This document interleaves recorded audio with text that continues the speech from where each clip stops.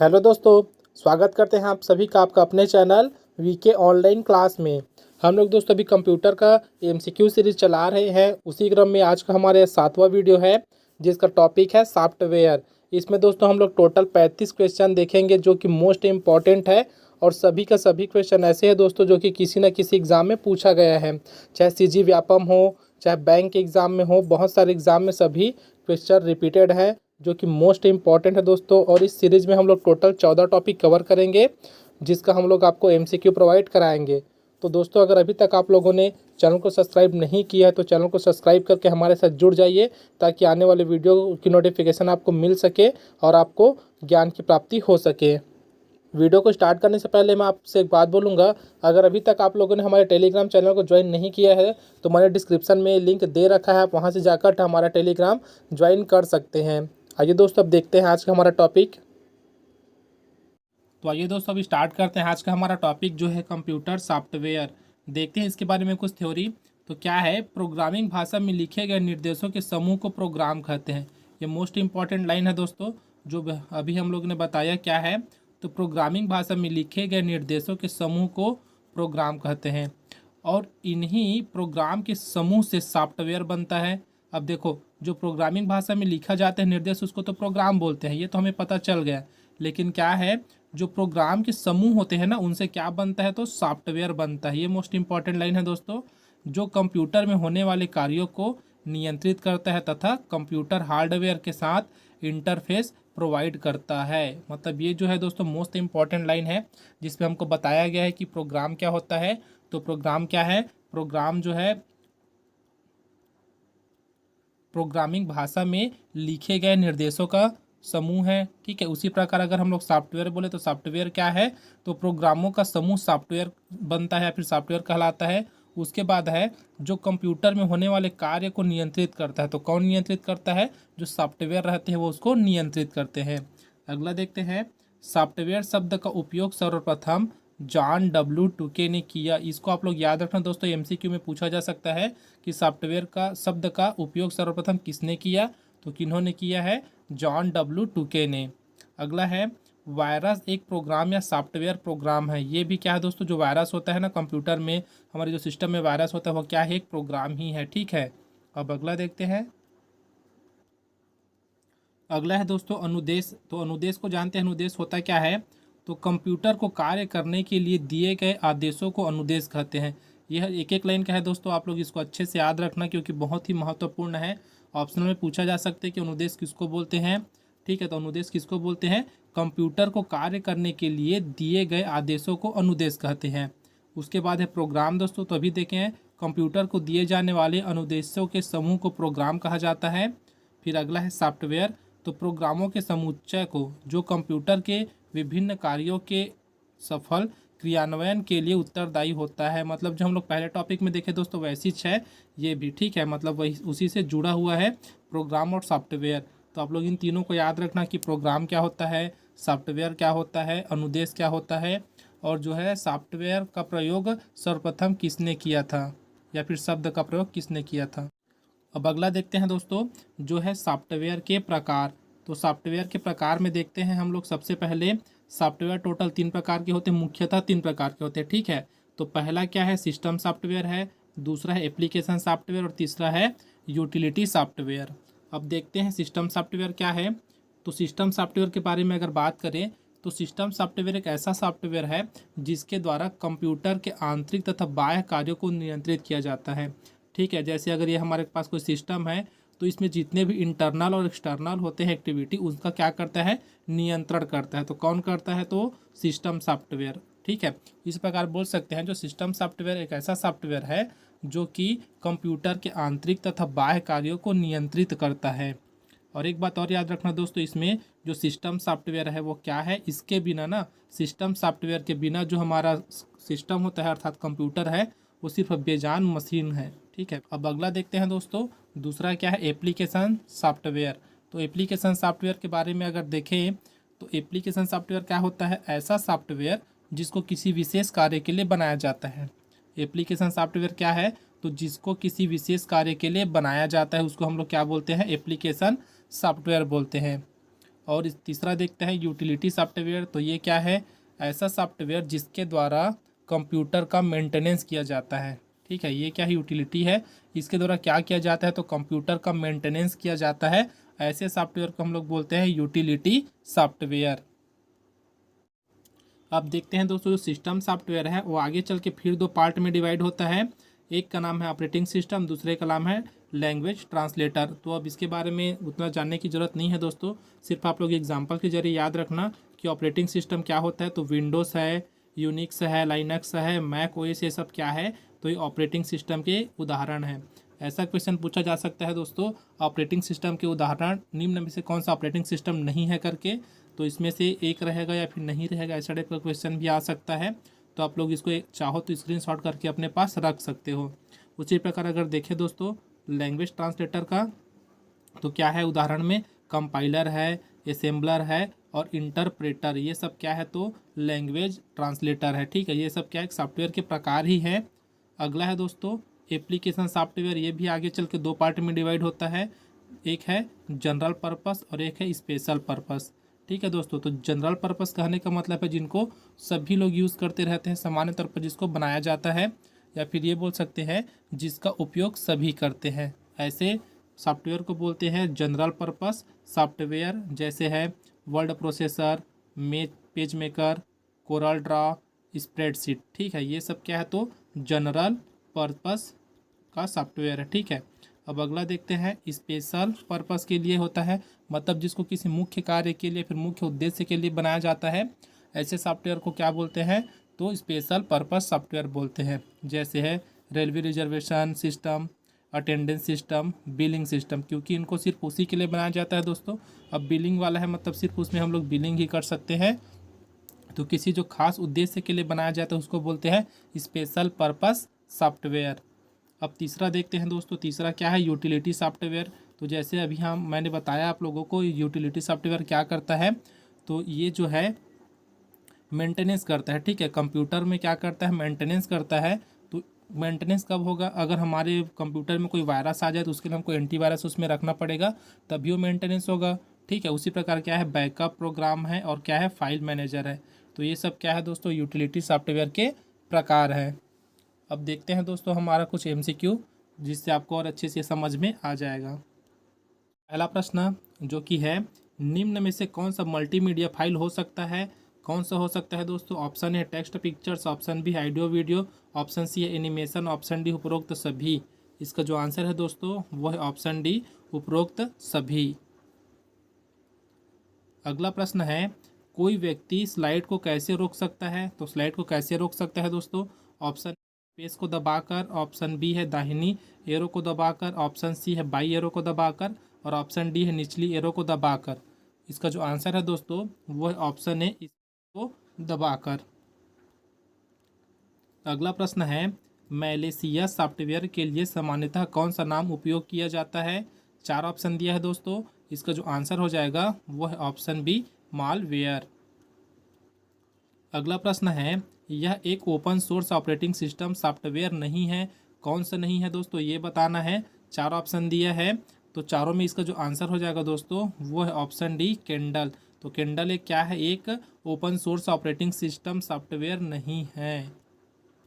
खाली स्थान multimedia application नहीं है या फिर मल्टीमीडिया सॉफ्टवेयर नहीं है, तो कौन सा नहीं है दोस्तों, ये बताना है। ऑप्शन ए है पावर पॉइंट, ऑप्शन बी है पेज मेकर, ऑप्शन सी है फ्लैश और ऑप्शन डी है कंप्यूटर गेम्स। तो इसका जो आंसर है दोस्तों वो है ऑप्शन बी, पेज मेकर। तो पेज मेकर क्या है, एक मल्टीमीडिया सॉफ्टवेयर नहीं है। अगला प्रश्न है दोस्तों, MS एक्सेल एक उदाहरण है, किसका उदाहरण है MS एक्सेल, ये बताना है। ऑप्शन ए है input and output device, option B है वेब ब्राउज़र, ऑप्शन सी है ऑपरेटिंग सिस्टम, ऑप्शन डी है एप्लीकेशन सॉफ्टवेयर। इसका जो आंसर है दोस्तों वो है ऑप्शन डी, एप्लीकेशन सॉफ्टवेयर। अगला प्रश्न है, यह एक कंप्यूटर एनिमेशन सॉफ्टवेयर है, कौन सा है बताना है दोस्तों। चार ऑप्शन दिया है, चारों में से कौन सा है इसको आपको बताना है कमेंट बॉक्स में कमेंट करके। ठीक है दोस्तों, अगला देखते हैं। अगला प्रश्न है, हानिकारक प्रोग्राम का पता लगाकर रोकने एवं हटाने का कार्य संपादित करने वाले सॉफ्टवेयर को कहते हैं, क्या कहते हैं दोस्तों बताना है।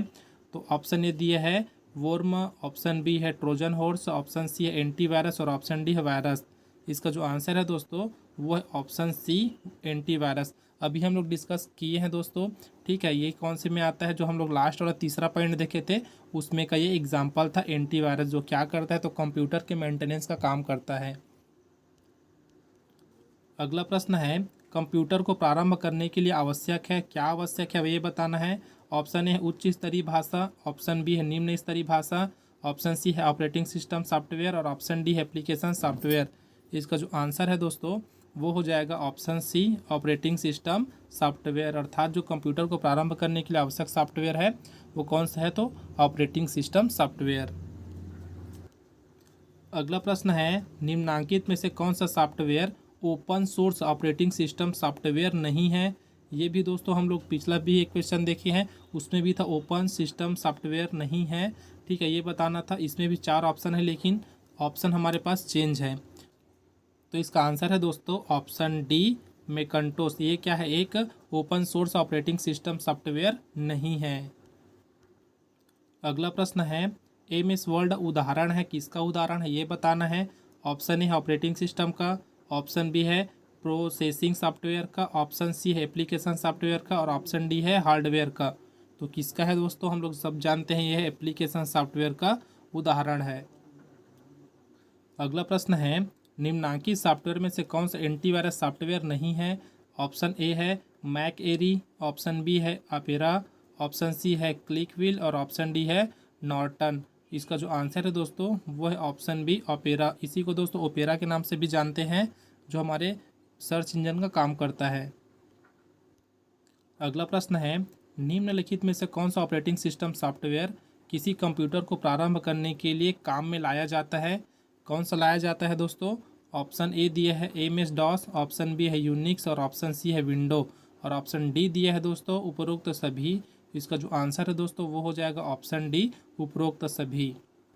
अगला प्रश्न है दोस्तों ऑपरेटिंग सिस्टम का निम्नलिखित में से कौन सा कार्य नहीं है बताना है। तो इसका जो ऑप्शन दिया है ऑप्शन ए है इनपुट आउटपुट डिवाइसेस पर नियंत्रण रखना। अगला है यूजर के द्वारा चाहे गए उपयुक्त सॉफ्टवेयर चुनना। ऑप्शन सी है कंप्यूटर के संसाधन जैसे मेमोरी, सीपीयू, टाइम आदि आवंटित करना और ऑप्शन डी है हाई लेवल लैंग्वेज को असेंबली लैंग्वेज में ट्रांसलेट करना। तो इस प्रकार जो इसका आंसर है दोस्तों वो है option D high level language को असेंबली लैंग्वेज में ट्रांसलेट करना।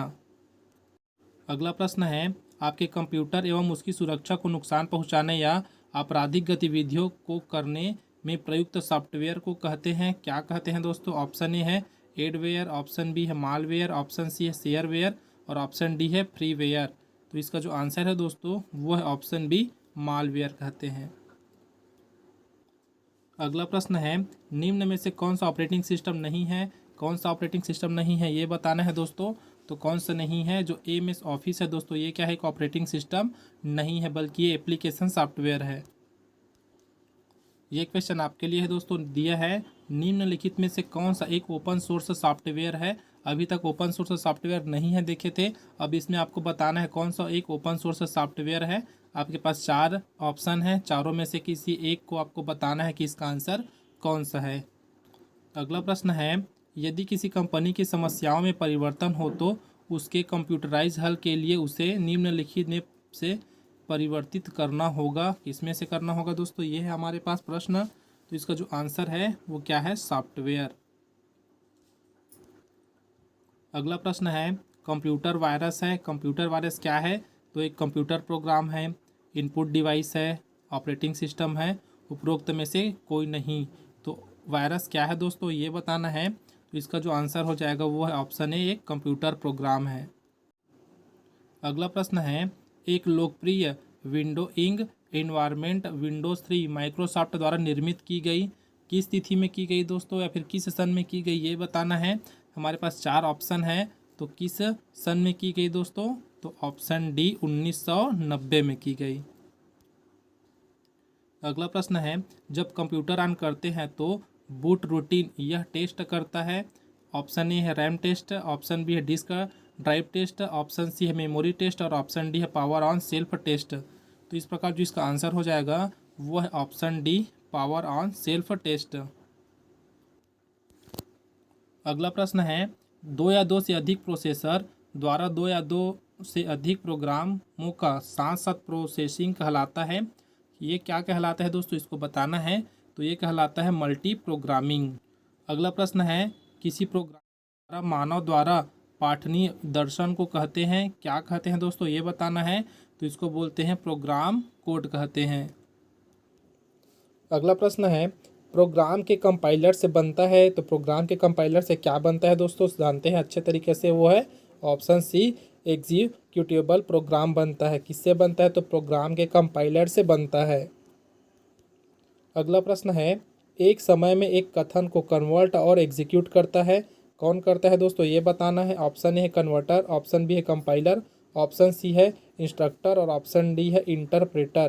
तो इस प्रकार जो इसका आंसर है दोस्तों वो है ऑप्शन डी, इंटरप्रेटर। प्रश्न है दोस्तों, पोस्ट का पूरा रूप है, अर्थात जो POST लिखा जाता है, इसका फुल फॉर्म हमको बताना है। तो क्या है दोस्तों, इसका जो फुल फॉर्म है वो है ऑप्शन ए में जो दिया है वही है दोस्तों, अर्थात ऑन सेल्फ टेस्ट। यही इसका क्या होता है, तो पूरा रूप होता है।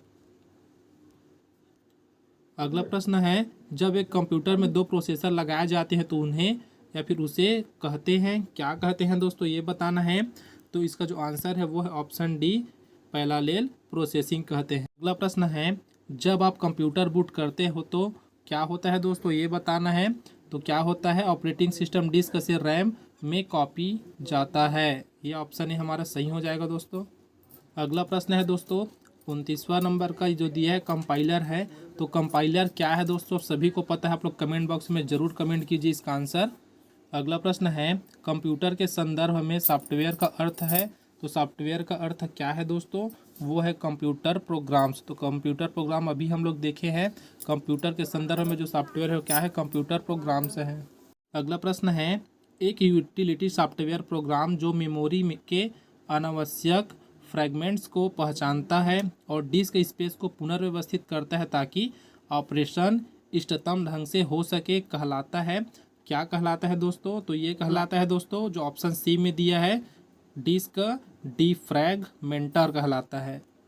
अगला प्रश्न है, वह भाषा जिसे कंप्यूटर बिना लैंग्वेज ट्रांसलेटर प्रोग्राम के समझता है कहलाती है, क्या कहलाती है दोस्तों। तो ये कहलाता है मशीनी भाषा। अगला प्रश्न है, एक पूर्ण लोडिंग योजना में प्रोसेसर द्वारा किस लोडर को पूरा किया जाता है, किसको किया जाता है दोस्तों, वो है ऑप्शन सी, ए और बी दोनों को, अर्थात लिंकिंग और आवंटन।